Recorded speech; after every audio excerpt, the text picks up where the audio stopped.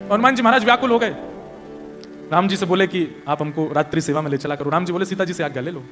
सीता जी से खूब प्रार्थना की, सीता जी बोले नहीं नहीं, रात में वहां सब सखियां होती हैं और वो अंतःपुर है, कहीं तो राम जी को अकेला छोड़ो, पूरे दिन तुम संगी लगे रहते हो। हनुमान जी इतना रोए। अब हनुमान जी रो रहे हैं, देवी देवता प्रकट हो गए हाथ जोड़ के, हनुमान जी आप आज्ञा करो, क्या करना है।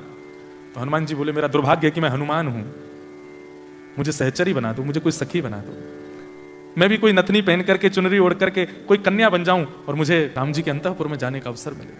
अब ये तो सब देवी देवता हाथ जोड़ खड़े रहे, बोले कि ये हम कैसे कर सकते हैं, और हमको दंड और लगेगा कि हनुमान जी को छोरी बनाया है। लेकिन हनुमान जी की विरह वेदना इतनी थी कि नेत्रों से अश्रुपात हो रहा था, वो नेत्रों का अश्रुबिंद ही एक छोटी सी धारा बनकर के सरजू जी में गया, और जैसे ही सरजू जी में प्रविष्ट हुआ, सरजू जी उस ताप को सह नहीं पाई जो हनुमान जी के अश्रुओं में था।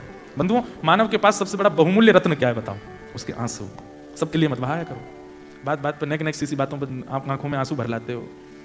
सबके लिए अश्रु नहीं होने चाहिए, और संसार के लिए तो बिल्कुल नहीं होने चाहिए। पत्नी, पति, बच्चे, खानदान, इनके लिए मत रोया कीजिए। एकांत में अपने ठाकुर जी के सामने कभी बोले नाथ कितना दूर भेज दिया आपने हमको ऑस्ट्रेलिया। एक बात बताएं आपको, विदेश में रहने वाले भक्त एक भक्ति में निपुण हो सकते हैं, वो चाह जाएं तो, प्रेम विरहा भक्ति। हम वृंदावन वालों को नहीं हो सकती, क्यों? हम तो पास ही रहते हैं ना, जब चाहो मुंह उठा के राधारमण जी चले गए, जब मन किया राधा वल्लभ जी चले गए, जब मन किया बिहारी जी चले गए, चलते बढ़ते हमको तो संत महापुरुष दिखते रहते हैं। हम लोगों को विरह होता ही नहीं है।